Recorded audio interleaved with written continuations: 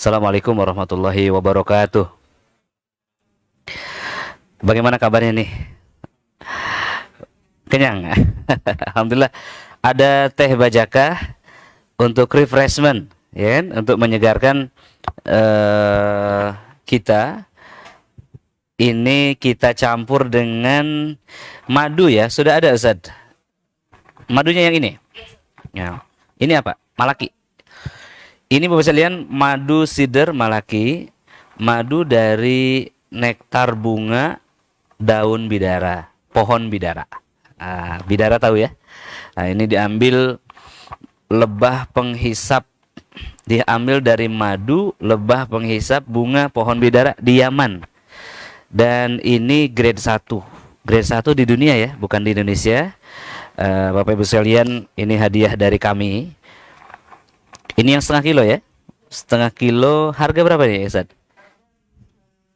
700-an ya. 1.700.000. Ya, ya, karena memang per kilonya itu sekitar 2 juta sekian. Tapi hari ini kita kasih gratis Bapak sekalian, biar Bapak sekalian bisa melihat dan mencicipi madu yang asli begitu ya. Madu yang asli dan terasa di tubuh lah seger ya, mudah-mudahan ya kan. Baik, bagaimana caranya Ustaz Rizal? Tuang aja ya. Mungkin dituang ke sana aja langsung ya. Bagaimana? Karena kalau ke sini satu-satu khawatirnya lama. Masih panas. Oke. Sebetulnya jangan dalam keadaan ini mendidih karena akan merusak madunya. Tapi sudah ditiriskan sih beberapa saat ya. Kita tuang ke sini. Ya. Sebentar sekali. Saya rukyah sedikit ya, biar makin menusuk ya. A'udzubillahi minasyaitonirrajim. Bismillahirrahmanirrahim. Bismillahi arkika min kulli syai'i yu'dik min syarri kulli nafsin aw 'ainin hasid. Allahu yasfik. Bismillahi arkik. Bismillahirrahmanirrahim. Alhamdulillahi rabbil alamin. الرحمن الرحيم مالك يوم الدين إياك نعبد وإياك نستعين اهدنا الصراط المستقيم صراط الذين أنعمت عليهم غير المغضوب عليهم ولا الضالين آمين.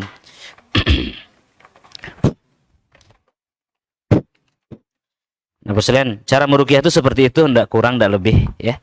Kalau mau ditambah ayatnya dengan ayat kursi, Al-Falaq An-Nas, itu lebih bagus lagi. Ini yang kita buat adalah bajaka kalalawit untuk diabetes, asam urat dan kolesterol gitu ya. Tetapi juga di dalamnya ini ada antioksidan ya. Ada antibakteri, antiseptik, menghilangkan nyeri, mengobati luka. Ini sangat bagus sekali ya untuk apa namanya? Untuk tumor dan kanker. Juga untuk pegel di tubuh ya, kram.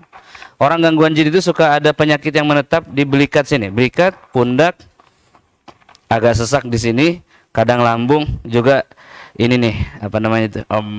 Tuh saraf kejepit ya. Langsung nyingrai Pak, langsung sirna ya. Bismillah, silakan Pak. Boleh diambil sendiri, gimana caranya? Saya bantu. Bapak pegang. Nah, gelasnya, Kang Rizal. Dibagi.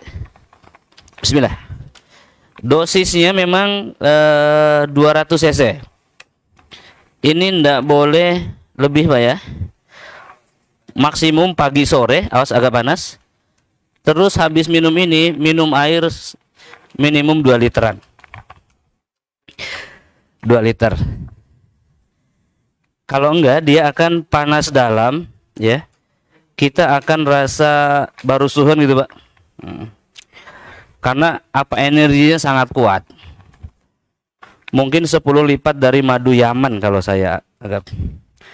Bapak-bapak yang punya masalah lemah syahwat ini sangat bagus sekali. Ada yang merokok nggak? Nah, yang suka merokok ini pulang nanti nggak suka rokok lagi nih, nggak apa-apa.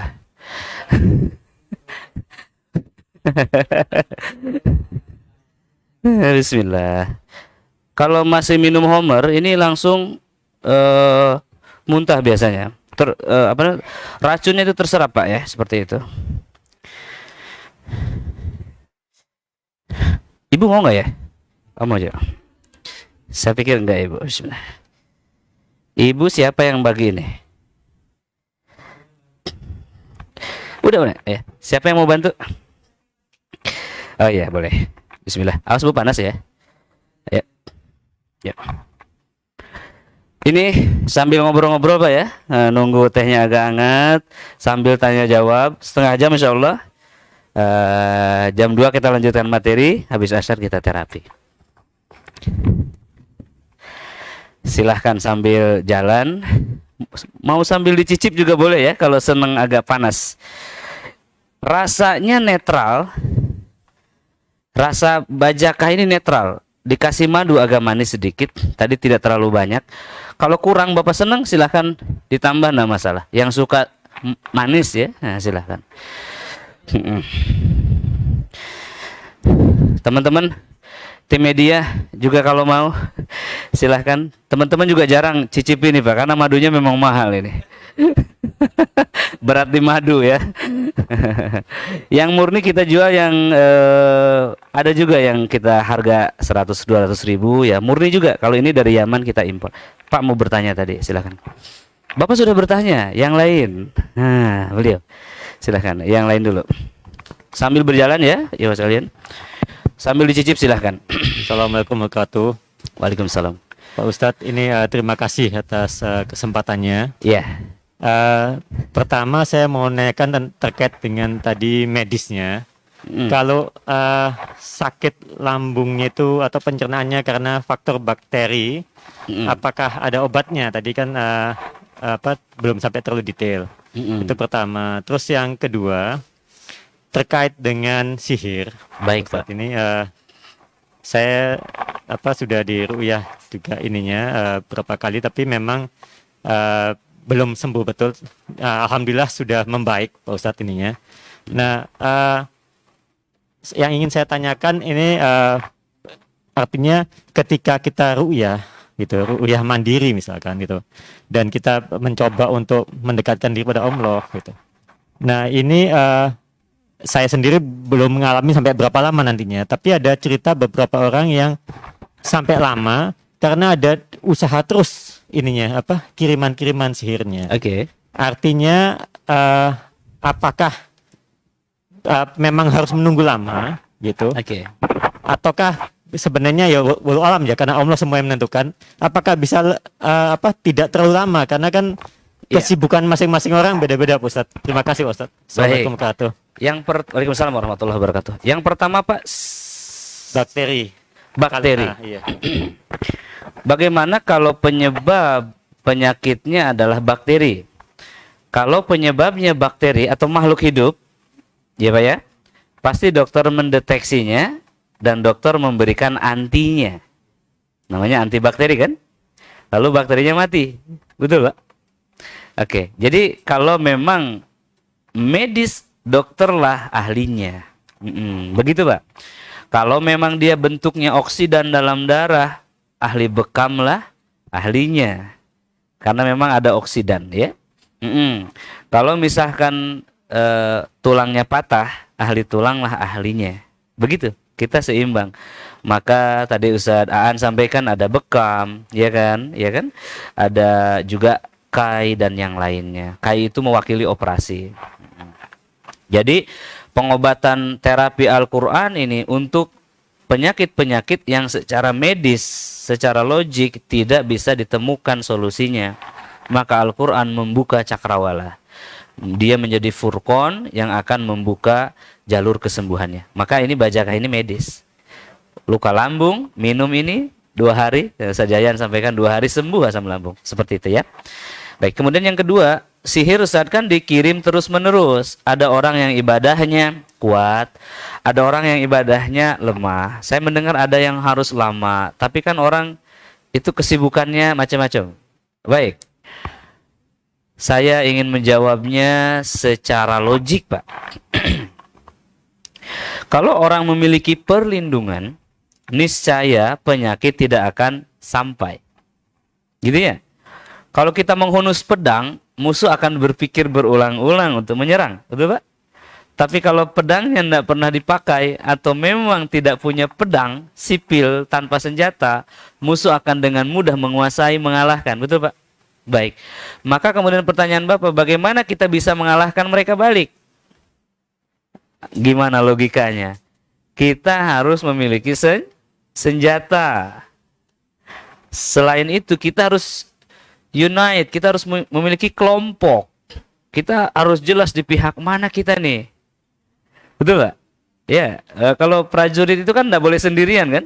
Harus punya peleton-peleton yang terintegrasi dengan komandannya. Baru ketika satu kala ada backup dari belakang. Setan itu nggak sendiri Pak. Dia ada backupnya di belakang. Iblis masih hidup. Jadi pasukan kejahatan. Kita dalam pasukan kebaikan harus menyatu dengan kebaikan lain, harus terintegrasi. Maka ketika kekuatan baik kita mengimbangi kekuatan jahat itu, ini akan bertarung, lalu mengalahkan. Bapak mengatakan, ada nggak yang tekniknya cepat Ustadz? Instan maksudnya. Baik, Bapak kena sihir berapa lama? Mau berapa lama penyembuhannya? Mulai terpikirkan Pak, ya kan? Bapak kena sihir 1 tahun, wajarlah 1 tahun netralisirnya. Bapak merokok 5 tahun nih, mau sembuh sekali minum bajakah Ustaz? Ya, ntar dulu, berapa banyak itu racunnya? Kan begitu Pak? Begitu. Kalau Anda merokok lalu mulai ketagihan, seminggu 2 minggu mulai enak, enjoy, minum ini, sehari 2 hari hilang zat adiktif dalam darahnya, diserap. Kalau sudah berbentuk, ya sudah berbentuk got-got yang kotor di dalam darahnya, ya kan? Asap-asap yang menumpuk, ada nikotin, ada narkotik dan lain-lain, tidak langsung seperti itu. Jadi berapa lama Ustadz penyembuhannya? Berapa lama sakitnya? Tapi ada yang tuntas nggak? Ada, taubatan nasuha. Ada Pak, sekejap mata Allah sembuhkan. Ya, manusia itu kalau berbuat 99 kebaikan, lalu berbuat 1 kesalahan, yang dia ingat adalah 1 kesalahan. Tapi Allah Ta'ala, manusia berbuat 99 kesalahan, 1 kali dia bertaubat, dihapuskan yang 99. Allah Maha Luas. Tapi manusia tidak gampang untuk bertaubat. Tidak gampang. Makanya terbesit dalam benak Bapak, harus berapa lama saya beribadah? Padahal saya sibuk, intinya begitu. Bisa jadi sakitnya Bapak adalah karena kesibukan yang membuat Bapak lalai kepada Allah. Kapan Bapak sembuh? Ketika Bapak tinggalkan kesibukan ini dan sibuk kemudian memikirkan masa depan di akhirat nanti yang terjawantahkan dalam kehidupan ini berbentuk ibadah. Baik, awalnya memang begini. Ustadz, bagaimana agar sihir tidak menyerang? Saya baca ayat kursi. Saya sampaikan baca ayat kursi. Ayat kursi Pak hanya 1 malam. Ustaz, saya baca ayat kursi kok masih kena serangan siang. Pagi baca bismillahirrahmanirrahim la yadurru ma ismihi syai'un fil ardi wala fis sama wa huwas samiul alim 3 kali sampai sore. Apakah sepanjang masa harus saya baca ini? Betul. Itu sepanjang waktu, bukan 2 hari. Bahkan kalau masih tembus juga ada cara lain yang lebih dahsyat. Bukan ayat kursi, baca 3 ayat terakhir itu 3 hari 3 malam. Selain ayat kursi, Bapak baca yang 3 ayat terakhir 3 hari 3 malam. Seminggu 2 kali. Baik. Nanti seminggu sekali Bapak baca Al-Kahfi. Udah 3 lapis ya. Bapak kemudian baca 10 ayat surah Al-Baqarah akan mematahkan setan dalam akal kita. 10 ayat bukan 3 ayat. 1 sampai 4, 2 di tengah, ayat kursi, 3 akhir. 10 ayat. Bapak merasa kurang dahsyat nih seluruh surah Al-Baqarah. Kurang dahsyat. Al-Baqarah, Al-Imran. Ya, tadinya Al-Mu'awizatain awalnya 3 kul, sekarang Az-Zahrawain 3 al. Al-Fatihah, Al-Baqarah, Al-Imran. Ya, memang begitu. Ada kok, ada pelakunya di sini. Ada yang sudah sampai Al-Baqarah, Al-Imran di sini. Ada? Ibu-ibu? Bapak juga, ibu juga. Itu levelnya, leveling. Nggak semua pengaruh sihir orang A dan orang yang B itu sama, enggak Pak? Kan kontraknya dengan tukang sihir beda-beda Pak. Ada tukang sihir kampung, ya mungkin 100-200 ribu maharnya. Ada yang 10 juta Pak maharnya sekali sihir. Ada yang harus sembelih apa dong? Sapi. Ya. Ada yang tukang sihir harus bunuh anaknya. Ada yang harus perkosa putri perempuannya. Ada yang harus dia injak Al-Quran untuk melakukan sihirnya. Itu ada levelnya. Maka level ketaatan manusia pun bertingkat-tingkat. Berperanglah di situ. Ini al-haq dan al-batil. Ya baik, terima kasih Pak, itu jawabannya mudah-mudahan menjawab insyaallah.